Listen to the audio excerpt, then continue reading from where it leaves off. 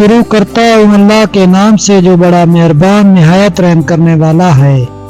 معزز ناظرین، آج ہم حضور اقدس صلی اللہ علیہ وآلہ وسلم کا سورج گرہن میں کیا عمل ہوتا تھا اس پر ہم بات کریں گے۔ بات سٹارٹ کرنے سے پہلے ریکویسٹ یہ ہے کہ ہمارے چینل پہ نئے ہیں تو ہمارے چینل کو سبسکرائب کریں تاکہ ہر آنے والی نئی ویڈیو بر وقت آپ تک پہنچتی رہے۔ معزز ناظرین، حضور اقدس صلی اللہ علیہ وآلہ وسلم کے زمانہ میں سورج گرہن ہو گیا۔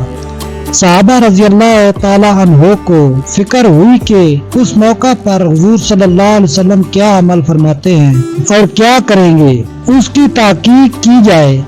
جو حضرات اپنے اپنے کام میں مشغول تھے چھوڑ کر دوڑے ہوئے آئے۔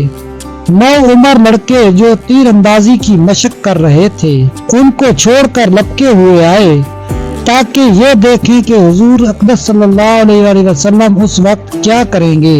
نبی اکرم صلی اللہ علیہ وآلہ وسلم نے 2 رکعت نماز کسوف پڑھی جو اتنی لمبی تھی کہ لوگ غش کھا کر گرنے لگے۔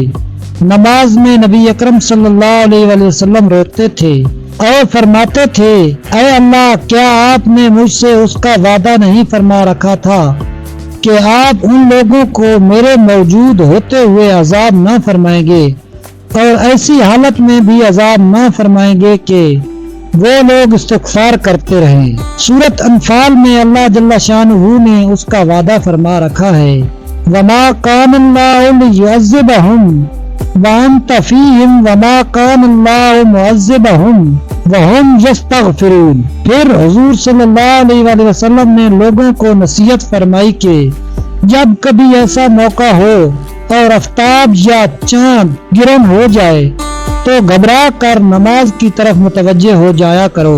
میں جو آخرت کے حالات دیکھتا ہوں اگر تم کو معلوم ہو جائے تو ہنسنا کم کر دو گے اور رونے کی کثرت کر دو گے۔ جب کبھی ایسی حالت پیش آئے نماز پڑھو، دعائیں مانگو، صدقہ کرو۔ معزز ناظرین، ہمارے آقا حضرت محمد صلی اللہ علیہ وآلہ وسلم سورج گرہن یا چاند گرہن میں اس طرح عمل کیا کرتے تھے۔ ویڈیو اچھی لگے تو ویڈیو کو لائک اور چینل کو سبسکرائب کر دیں۔ ملتے ہیں نیکسٹ ویڈیو میں، تب تک کے لیے اللہ حافظ۔